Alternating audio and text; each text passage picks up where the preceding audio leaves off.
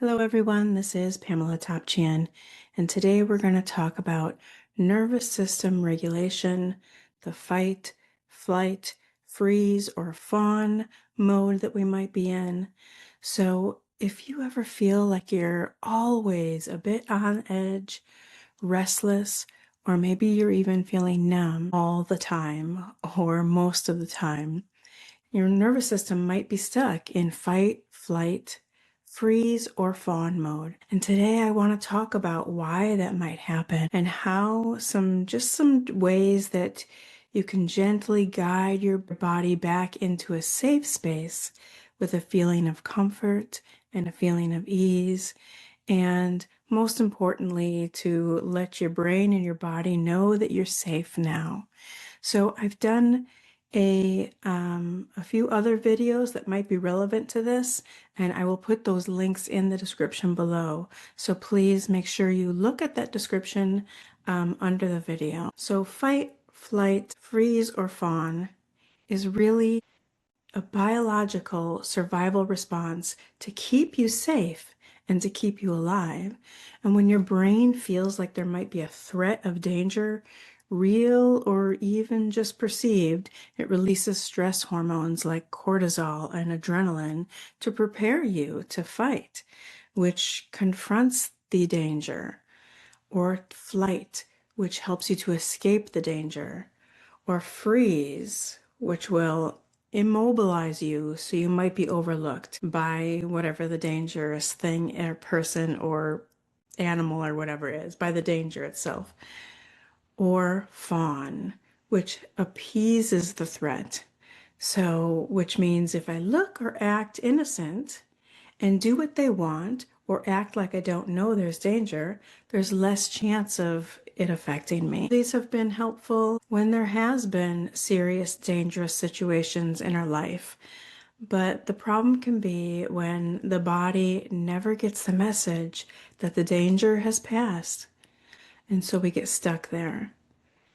We always feel like there is potential danger. So while these responses can get stuck from major trauma, it can also get stuck from other things like just chronic stress, emotional neglect, or instability or insecurity in your environment or living situation, long-term anxiety, being burnt out from life or your work, or burnout from compassion fatigue, or just being in survival mode for too long. All of these things really are trauma, but many of us don't recognize them as trauma. We think of trauma as being major abuse or a major event that happened that was very traumatic, but all of these things are trauma. And even if things have gotten better for you in your life, and these situations happened way in the past, the body can still behave as if they're in that threat response. It can still feel like there's danger because you've been in that feeling for so long. Your nervous system may not recognize that the time has passed and can still be on edge from the patterns that it's been used to. So if your body is learned early on that it had to stay hyper alert to survive, it might still be doing that even now. A dysregulated nervous system can show up as feeling constantly on edge, as I mentioned before, being anxious or hyper aware all the time, ruminating, having racing thoughts, which can cause trouble sleeping and feeling overwhelmed all the time. And you might notice digestive issues, feeling irritated easily, or even just numb and not even understanding what you're feeling or recognizing what emotions are or what emotions you're having. Just numb, just being there, just existing. So just learning about the reasons why is helpful for the knowledge and to have a better understanding. But unfortunately, the nervous system doesn't respond to logic. It responds to a feeling of safety, an ongoing and continuous reprogramming of safety signals. So, nervous system regulation won't keep you from experiencing stress. Life is stressful, and stress can be helpful in many ways. Stress isn't always a bad thing, it's a balance for sure. Nervous system regulation is teaching your mind and your body that it's safe to come out of survival. So, where to begin? Well, seek support if needed. There's no shame in reaching out for help.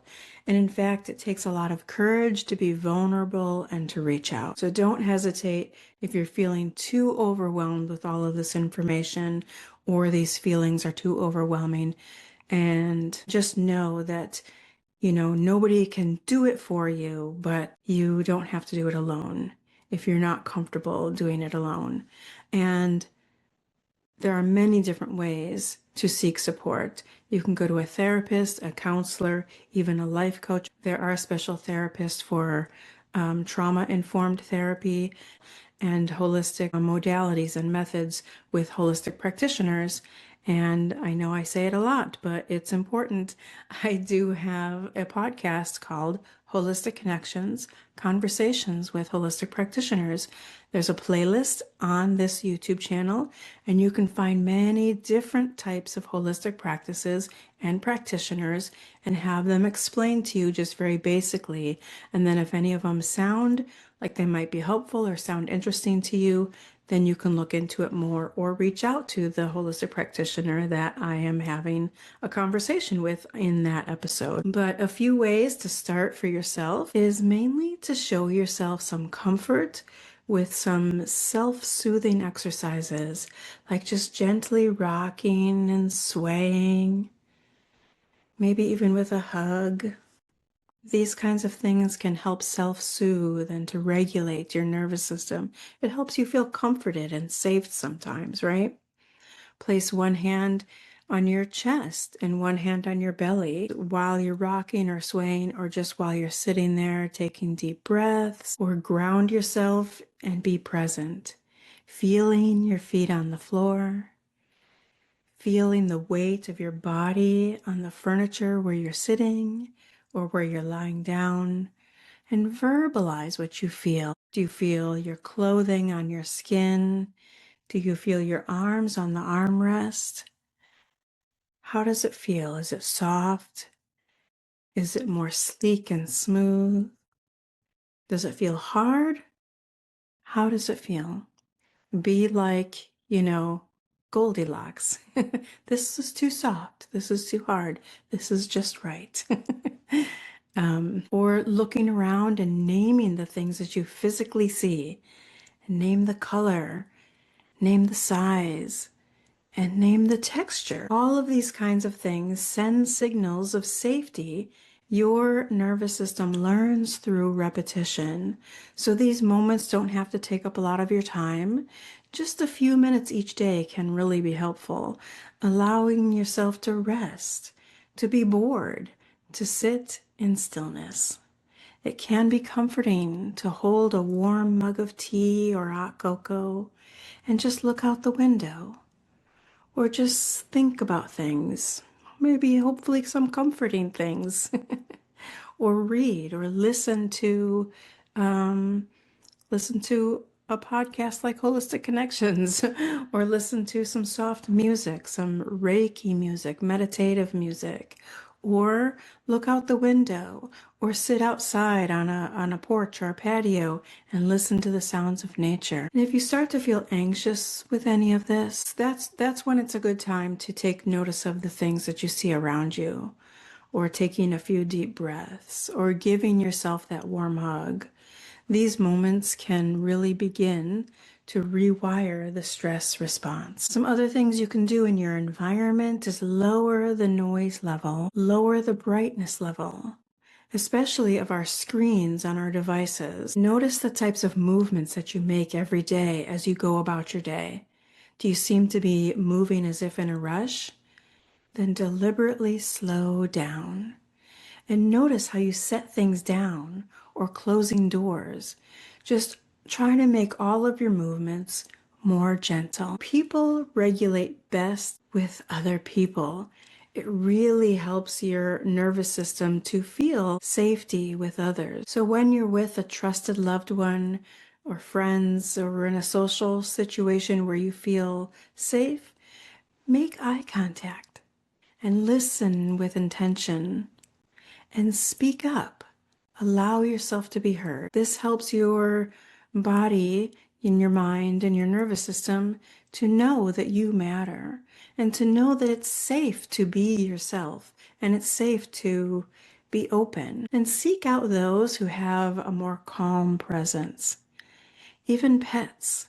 If you don't have a pet of your own, some of your friends or your family members probably have pets, or volunteer at a shelter with animals. But most of all, be patient with yourself. Allow yourself some grace. It takes time to regulate a nervous system who has lived in fight, flight, freeze, or fawn for so long. If your nervous system learned survival over many years, it won't just unwind overnight. So once again, seek out help if you need it. There's so much information out there. There's books, there's different videos and podcasts and shows, all kinds of things on nervous system regulation. This is just a tiny, tiny little bit of information to begin to understand what's going on and to give you just a few practical tips to begin to start to heal. I hope that this video has helped you in some way. And if you haven't yet, please like and subscribe.